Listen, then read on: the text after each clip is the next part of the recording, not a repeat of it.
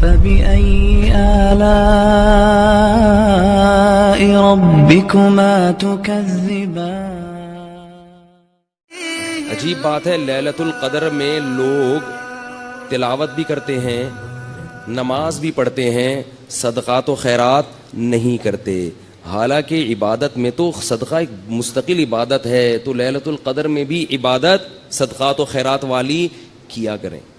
اگر اس وقت رات کو آپ کو کوئی فقیر یا مستحق نہیں مل رہا تو کچھ پیسے نکال کے اپنے پرس میں اس نیت سے الگ کر دیں، اللہ میری طرف سے یہ میں نے نکال دیں. اب مستحق تلاش کرنے میں 1 مہینہ لگ جائے، 1 سال لگ جائے، وہ ٹینشن کی بات نہیں ہے. الٹے سیدھے لوگوں کو نہ پکڑایا کریں. لوگ جلدی میں کیا کرتے ہیں، غلط لوگوں کو پکڑا دیتے ہیں. اس لیے کہ ابھی رمضان ہے، ثواب نہ نکل جائے. تو رمضان میں اگر آپ کو مستحق نہیں مل رہا تو آپ ثواب کی نیت سے نکال کے الگ رکھ دیں گے تو انشاءاللہ ثواب رمضان ہی کا ملے گا آپ کو.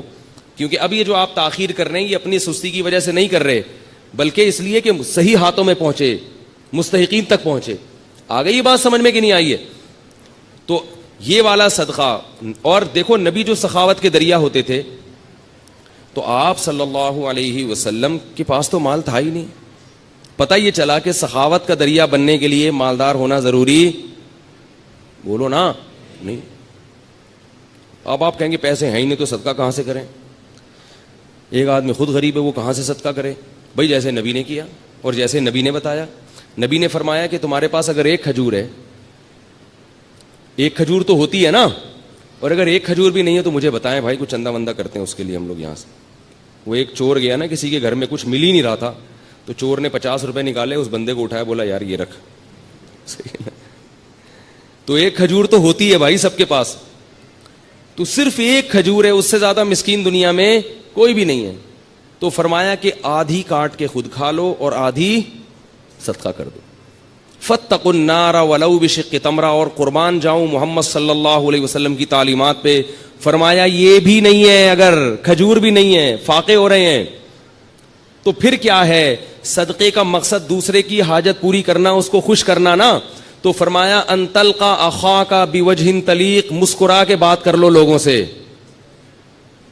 ایسی بات کر لو جس سے لوگ خوش ہو جائیں. لوگ مجھے کہتے ہیں نا آپ جمعے کے بیان میں ہنساتے بہت ہیں. اس لیے ہنساتا ہوں کہ لوگ گھر میں رو رہے ہیں، گھر میں رو رہے ہیں، بیویوں سے لڑائیاں، ابا سے نہیں بن رہی، چاچے سے نہیں بن رہی، وہ وراثت کھا گیا، وہ یہ کر دیا، وہ اس نے یہ دھمکی دے دی، باہر نکلے گا وہ موبائل چھین کے. کوئی ابھی جمعے میں آتے ہوئے کتنے لوگوں کے موبائل غائب ہو جاتے ہیں.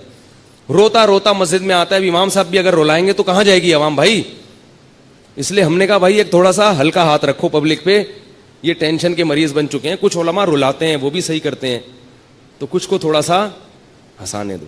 میں اس لیے ہنساتا ہوں کہ ہنس ہنس کے بات سمجھ میں آ جائے، عمل ہو جائے. کیونکہ آج کل لوگوں کی قوتیں بڑی کمزور ہیں اور گھر میں رو رہے ہیں. اللہ کی قسم جو لوگوں کے فون آتے ہیں میں کہتا ہوں مجھے مت رلا یار. ٹھیک ہے نا؟ ایسا بیویوں سے پٹ رہے ہیں تو میں کہتا ہوں مجھے نہ رولا، مجھے آپ کی باتیں سن کے بہت رونا. کہہ رہے ہیں سانس آئی ہوئی ہے، جہاں نہیں رہی ہے. عجیب عجیب لوگوں کی کہانی ہے بھائی. ایک صاحب نے کہا میں نے شادی کی ہے، میری بیوی نے اپنی ماں کو میرے گھر لا کے بٹھا دیا ہے، ہل ہی نہیں رہی ہیں، سارے خرچے میں اٹھا رہا ہوں. میں نے کہا ان کے بیٹے نہیں، کہہ رہے بیٹے ہیں پھر بھی نہیں.